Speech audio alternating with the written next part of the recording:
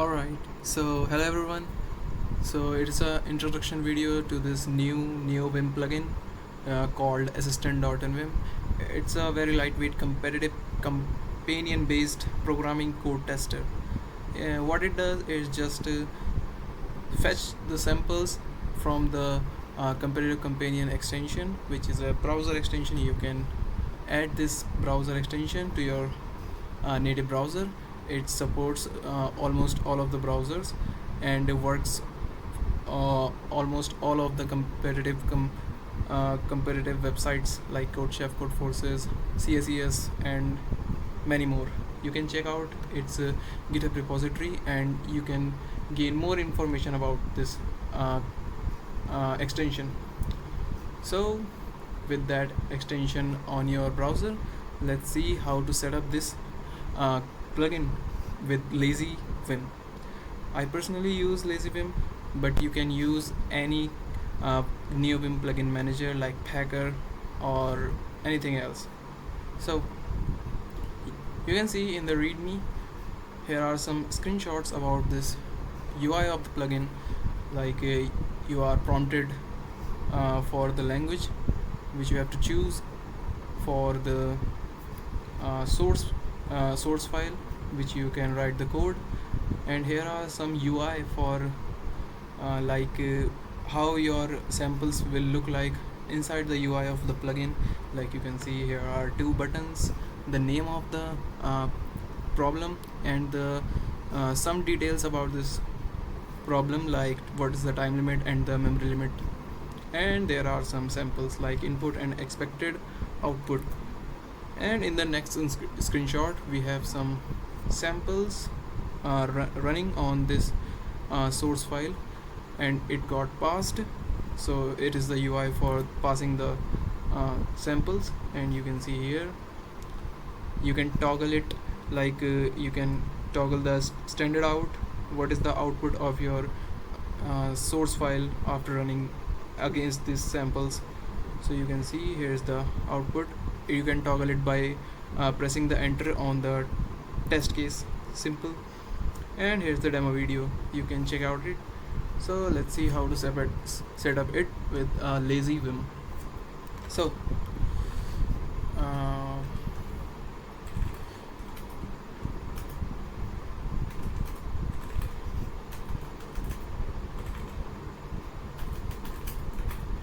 first I'm go in my config directory, and here I have plugins like so, and in this plugin we have Assistant.lua. So we make this from start, so let's delete this file. And I have some config file like runtime path, so let's disable it because it's very useful when you are developing a plugin to add it to your runtime path, so neovim can access that plugin. So now everything is fresh for a newbie or whatever you say. So let's open this folder and let's create a new file called assistant.lua. This directory is recognizable by lazy.nvim, which is a plugin manager. You can simply check out lazy.nvim, which is created by Falky, one of the greatest neovim plugin developer. So you can simply set up this for the lazy.nvim. You can see here are the instructions for the setup of the lazy.nvim. I can copy it and simply return the table like so, and I have one comma here. So this is the default configuration for two files like Python and C++. These are the example configuration. You can simply extend this functionality to more languages, which I show you later in this video. So let's just install that plugin. So you can see lazy.nvim is installing this plugin and it's I think setup. Yep, it's set up correctly. So first of all, let's see the case. First I'm go towards our directory. So yep, so let's say we have any file, let's say main.cpp, and we don't have any samples for this file. So let's open the UI of Assistant.nvim. So it says a warning or error which says no sample found, as .ast directory might be removed, or sample for currently open file not fetched yet. That means it doesn't get any samples for this particular file. So let's fetch some files. By the way, you can access this UI by this command. I make this shortcut for this. You can see here assistant. Okay, so this is the key map for toggling the UI of assistant window. So you can make this key map too for your convenience. So let's move on to this, and what is that? Okay, so I open some tabs which contain some problems like code forces, code chef, and some CSES problem set problem. So let's try this plugin on these websites and problems. So what you can do, first thing first, you have to fetch the samples. Like you can see here is the extension button. If you don't see this extension button, you can go towards the extension of your browsers. This button always exists on every browser, so you can click on it and pin this extension to your browser tab. Now you can simply press this button, and you can say, if I switch to our neovim, it prompt us for the languages we are set up. You see here, like you can say here, we configured two languages like this, Python and C++. So it prompts us for the Python and C++, both the programming languages we are set up.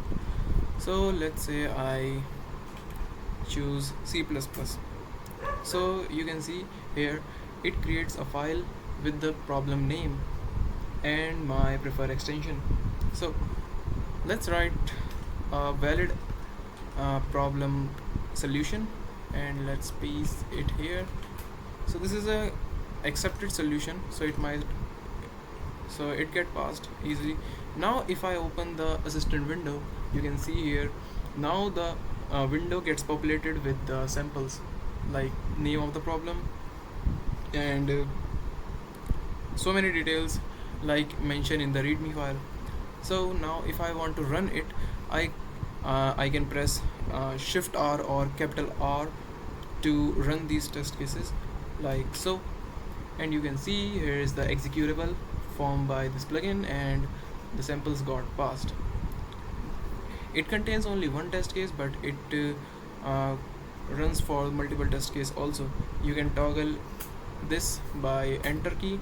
If you enter anywhere else, it doesn't show any results, but if you hover it or move the cursor on the test case number or verdicts of the test case and press enter, you can toggle the sample, standard out, expected input, and expected output.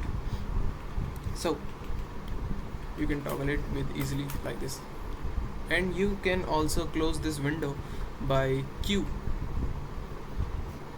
and I make a shortcut for this command, which is leader A. You can also make it this key map, which is easy, and you can simply toggle it as mentioned in the readme file. So let's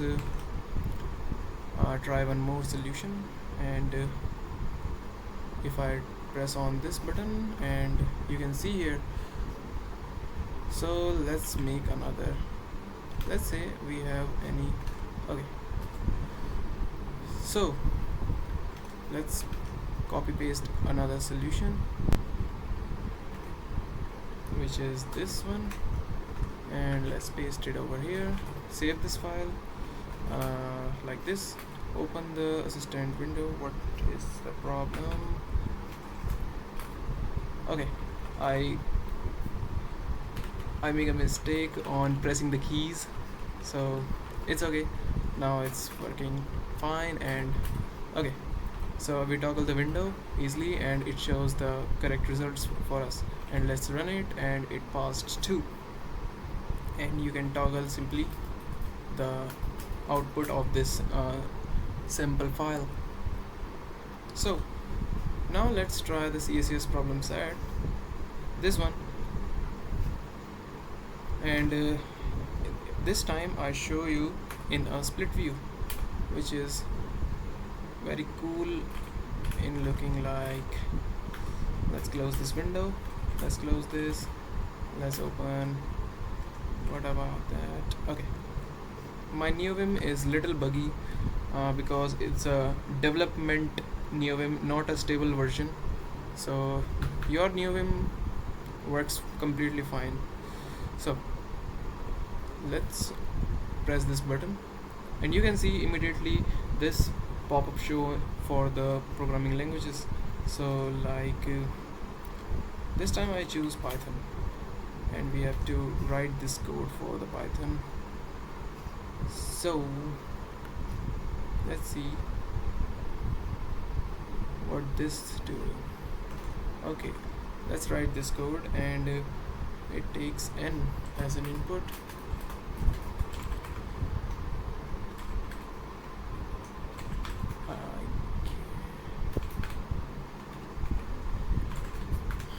So we have n as an input, and we have to see out its number like so. And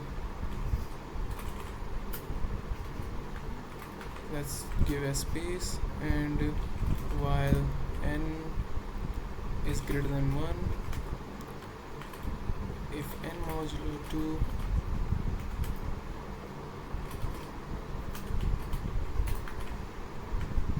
and else n times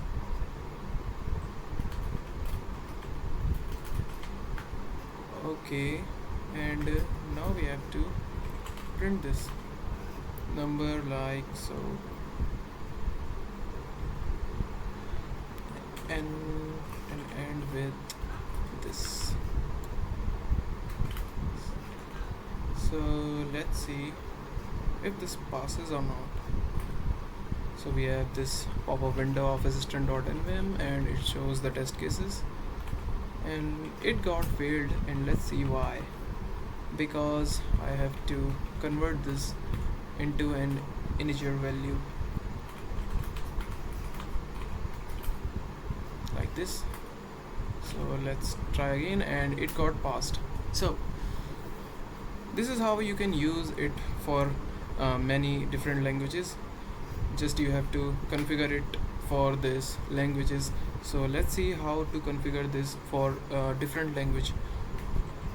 So let's open it, and let's open our configuration file like assistant.lua, and let's make it full screen. And so you can see this is the format of the command for a given file type. So let's say you have to add one more language.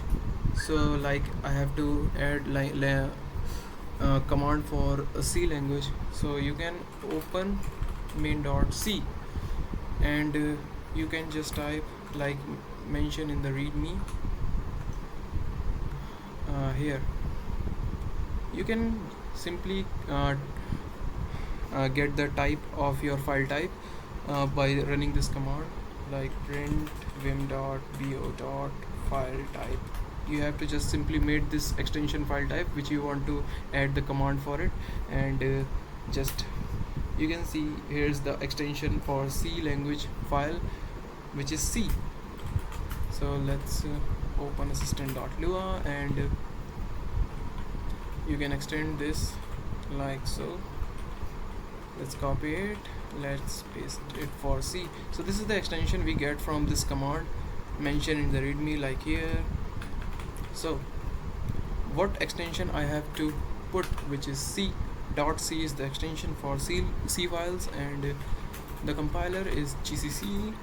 And this is the tricky part of the compilation process, which is file name with extension. So if you know how to compile the programs with the GCC, you can simply say GCC the file name, let's say file.c. You make this output whatever you want, like file, and this is the compilation command for C files. So and you can simply see here the main command is GCC. So you can see here this is the main command in the compilation process. So here this is mentioned in this main command. So now the rest of the arguments for this command are arguments which you can pass here in this table, like args. So this it is a replaceable variable file name with extension. This variable is replaced in the process plugin process by the current open file. So you can simply say that file.c, or you can say file name with extension get replaced by file.c, and file name without extension get replaced by file corresponding your open file for the given problem. And this is the flag you can see I passed here for a C++ file, but the compilation process is kind of similar for C++ and C files. So I just write the file name with extension here, passing the flag for output file, and this is the file name without extension which I want to make the binary name into. So now this is the execution command. So you can say, like, after the compilation process we have like file binary, it's a binary file, and you can run it by like so. In Linux you can simply type in the terminal like period slash and the file name, which is the binary name of the compiled file of the C language. So you can simply type this command in your terminal and the file gets run. So this is the similar approach. The main execution command is the period and slash and the file name without extension, and the arguments are, there are no arguments for this file, so you can simply pass the nil. If there are no arguments for this, you can pass the nil.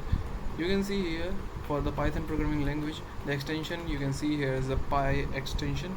Compilation, interpreted language doesn't get compiled, so you can pass nil for the compilation command. Now for execution command you can simply Python 3 for Linux and Python for Windows user, and the arguments is the file name with extension, which you can see here Python 3, let's say test.py.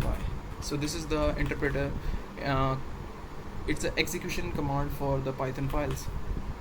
So this is simply replicate here by this convention which is file name with extension. So this is the process of generally adding a new language for your plugin. So we configure this for the C language. Now let's open this file, like what is this, and let's rename it to .c, which is C language, and let's paste the code. So this is the code. Let's quickly write the code for this problem, and this is int, and let's say long scanf %d and n printf %d and okay. We have format specifiers like this, and it doesn't have couts, and let's printf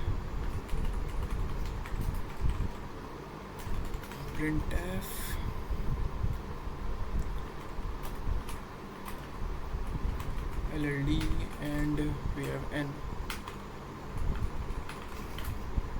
like so, and let's run it. So you can see our C code also gets run after configure it for the C language.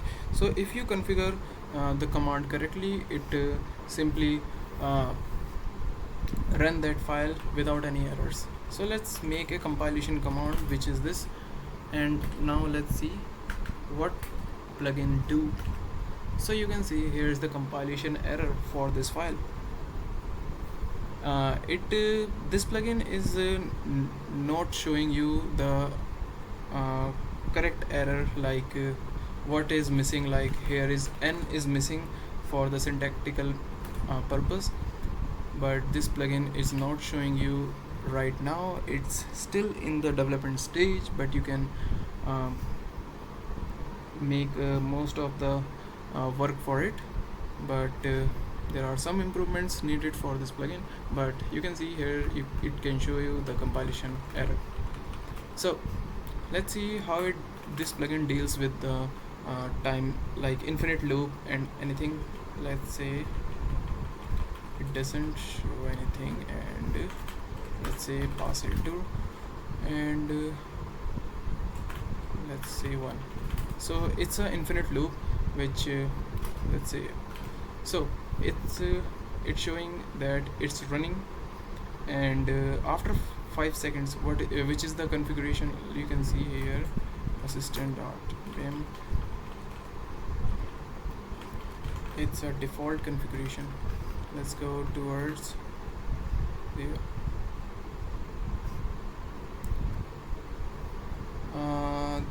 This file doesn't show the time limit, but you can simply pass the time limit here in milliseconds, like let's say 2 seconds. After 2 seconds it will kill the process of execution. So let's reopen that and open this file and try to run it, and you can see after 2 seconds it eliminate this or terminate this execution process after the 2 seconds. So let's say Assistant.nvim, let's set it to 5000 milliseconds, which is 5 seconds, and let's reopen this and try to run it. So now you can see it's this process is running, and now it's terminated. So after the 5 seconds this execution process get terminated. So this is how you can configure this plugin in case of language extensions and the time limit which is needed for the process to kill. So this is all about this plugin. So as you can see, there are some limitations of this plugin, like it doesn't show any error message that what is the mistake in the compilation, and there might be some more issues which you can counter while using this plugin. But what you can do is you can go towards the issue tabs and make a new issue on which problem you are getting encounter by using this plugin. And if you like this plugin, you can give a star on it, which is very appreciable, and because this is very hard to make this plugin, and there are lots of new features are going to come in this plugin in the future. So you can make a star or you can simply contribute this. It's a open source project. You can contribute it to this plugin, and you can use it, make a star on it, which makes uh, which makes me motivated to develop this plugin for another level. So this is the introduction video of this plugin, and I think I cover all of the features of this plugin. And if anything is missing, you can catch up in the readme files, which is very helpful, and I constantly updating this readme and docs for the users they are using this plugin. So that's it for the video. I hope you like this plugin, and give some feedback on this video, and I'll catch you in the next video. So bye bye.